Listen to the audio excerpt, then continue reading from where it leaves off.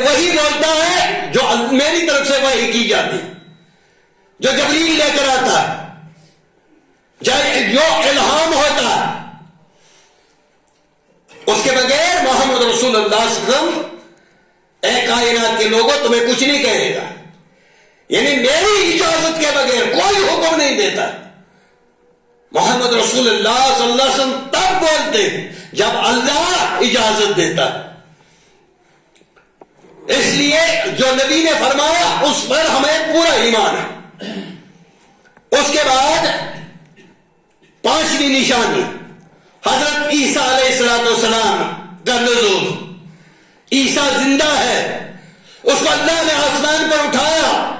یہودی نے کہا کہ ہم نے اس کو سلیب دی، پھانسی دی، ہم نے اس کو مار دیا۔ نہیں، ہمیں یہ ایمان ہے اللہ نے اس کو اٹھا لیا، اور قیامت کے ظہور سے پہلے حضرت عیسیٰ علیہ السلام ان کا نزول ہوگا۔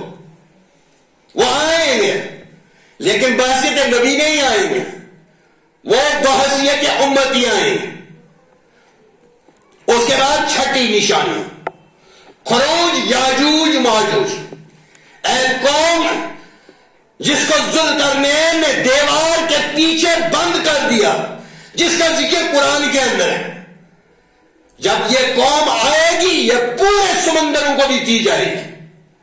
دیکھی نہیں ہے کسی نے قوم، لیکن ہمیں اسی طرح سے یقین یہ آئے گی۔ کیوں؟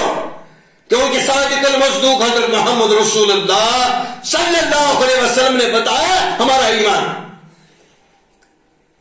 زمین اپنی جگہ چھوڑ سکتی ہے، ستارے بکھر سکتے ہیں، پہاڑ اپنی جگہ چھوڑ سکتے ہیں، لیکن محمد رسول اللہ صلی اللہ علیہ وسلم کی بات غلط ہو ہی نہیں سکتی۔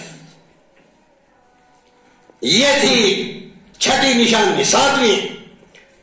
ساتویں نشانی، 3 جگہ سے زمین دس جائے گی۔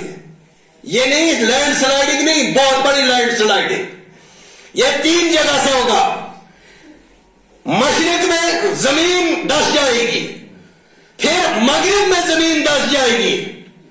8ویں نشانی ہے، اور 9ویں نشانی ہے جزیرۃ العرب میں زمین دس جائے گی۔ اور اس کے بعد 10ویں نشانی جو آخری ہے، یمن سے ایک آگ نکلے گی جو پوری کائنات کے لوگوں کو مسجد الحرام کی طرف ہانک کر لے جائے گی۔ وہ نقصان نہیں پہنچائے گی، لوگ آگے آگے، یہ آگ پیچھے پیچھے چلے گی۔ یہ 10 بڑی نشانیاں ہیں، جس وقت ان میں سے کسی کا بھی ظہور ہو جائے جان لو قیامت ہمارے سر پر ہے، اس وقت بھی سر پر ہے۔ لیکن جب تک محمد رسول اللہ صلی اللہ علیہ وسلم کی بتائی ہوئی باتیں مکمل نہیں ہوتی تب تک قیامت نہیں آئے گی۔ تو میرے بھائیوں، اس کا علم ہونا بہت ضروری ہے۔ جب ہم دجال کے فتنے کا علم ہوگا تب جا کر ہم بازاری ان فتنوں سے بچیں گے، کیونکہ نبی کائنات صلی اللہ علیہ وسلم نے فرمایا اس دجال سے پہلے چھوٹے چھوٹے دجال آئیں گے، چھوٹے چھوٹے شبد باز آئیں گے جو آپ کے ایمان کو تباہ اور برباد کر دیں گے۔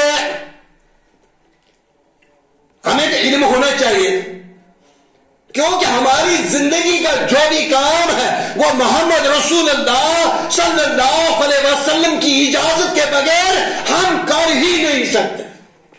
کوئی بھی عمل لے لو، نماز، روزہ، زکوٰۃ، صدقات، نکاح، طلاق، تجارت، ہر چیز میں لقد کان لکم فی رسول اللہ اسوۃ حسنہ۔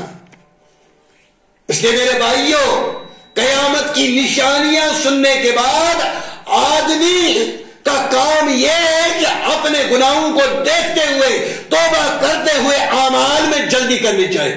اللہ رب العالمین ہمیں حق پر عمل کرنے کی توفیق عطا فرمائے۔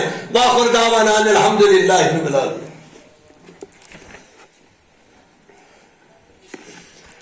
الحمدللہ